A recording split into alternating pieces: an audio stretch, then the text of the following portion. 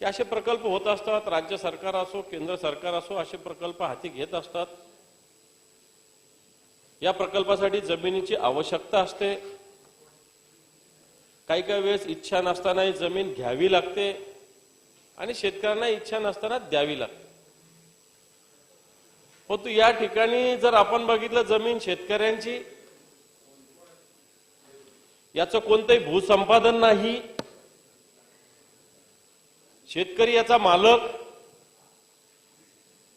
तरी ही योजना होत असताना जे कोणतं प्राधिकरण आहे, महाराष्ट्र सिडको प्राधिकरण हे अशा पद्धतीनं वागतं की जसे हे शेतकऱ्याला काहीतरी देत आहेत।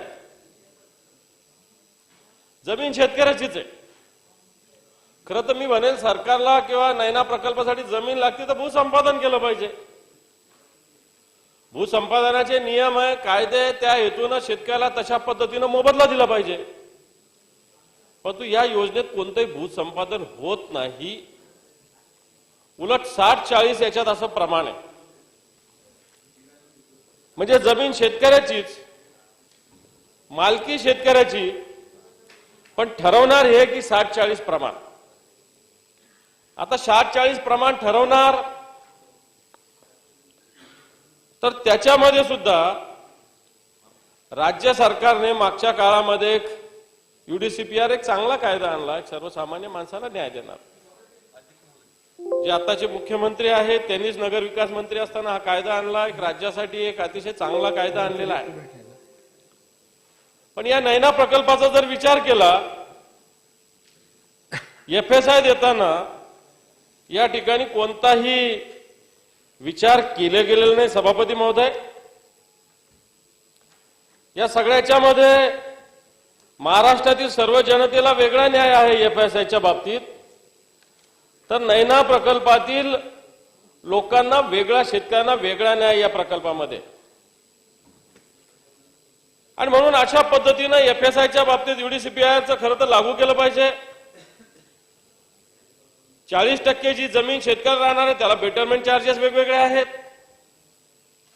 जमीन माझीच 60% नैनाला घेतात, 40% स्वतःला ठेवतात आणि त्याच्यावर बेटरमेंट चार्जेसचं प्रमाणपणे मी फार डिटेलमध्ये जात नाही, वेळ फार जाईल।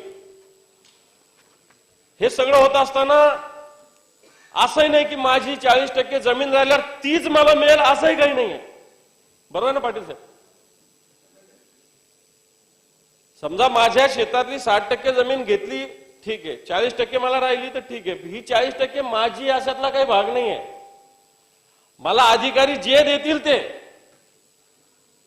समजा माझी जमीन एखाद्या मोक्याच्या ठिकाणी आहे आणि दुसरी जमीन जर एका कोपऱ्यात आहे तर मला ती सुद्धा मिळू शकते किंवा तीच दिली जाते, अशा प्रकारची स्थिती आहे। म्हणजे माझ्या जमिनीवर माझीच मालकी नाही, अशा प्रकारचे या नैना प्रकल्पामधील काही क्लॉज आहे सभापती महोदय। आणि याच्यामुळे काही ठिकाणी झालेले, काही लोक याच्यात दलाल पण घुसलेले आहेत, काही अधिकारी आहे, या अधिकाऱ्यांना हाताशी धरून हे दलाल सुद्धा मोठ्या प्रमाणावर या सगळ्या यंत्रणेत सभापती महोदय घुसलेले आहेत। ज्याची मोक्यावरची जमीन आहे त्याला जमीन मिळत नाही, ज्याची आत बाहेर कुठेतरी जमीन आहे त्याच्यामुळे मोठ्या प्रमाणात बिल्डर लोक शेतकऱ्याची जमीन लाटून नंतर मोक्याच्या जागा पटकवण्याचा प्रयत्न सभापती या महोदय या सगळ्या विषयामध्ये होतोय। सरकारने निश्चित आता या सगळ्याच्या मध्ये जेवढे गावं होते त्या गावाची संख्या कमी करण्याचा प्रयत्न केलेला आहे। आपण या सगळ्या गावामध्ये आताच्या घडीला अतिशय शेतकऱ्यामध्ये मोठा असंतोष आहे सभापती महोदय।